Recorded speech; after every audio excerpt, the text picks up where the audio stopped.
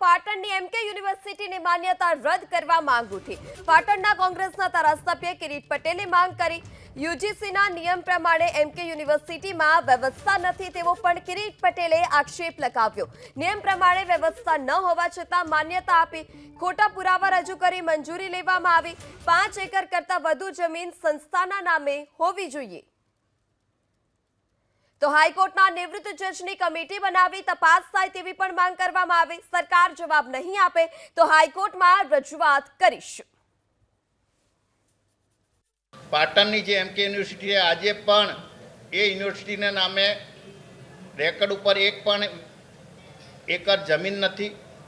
વધુમાં જે યુનિવર્સિટી છે યુનિવર્સિટી રાજસ્થાનની જે સનરાઈઝ યુનિવર્સિટી છે એના માલિક છે યાદવ, એ વ્યક્તિને આ યુનિવર્સિટી વેચી દેવામાં આવી છે।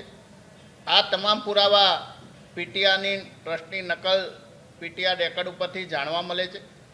એટલે મારી રાજ્ય સરકારને વિનંતી છે કે જે રીતે બીજા રાજ્યોની અંદર ખોટી ડિગ્રી ભૂતિયા વિદ્યાર્થીઓ દ્વારા એમને રાખી અને માત્ર ડિગ્રીઓ આપવાનું જે કૌભાંડ ચાલી રહ્યું છે અને જે વ્યક્તિ જેલમાં છે એવા કૌભાંડીઓને જો આ યુનિવર્સિટી આપવામાં આવશે તો ઉત્તર ગુજરાતના અને ગુજરાતના વિદ્યાર્થીઓને મોટો અન્યાય થશે।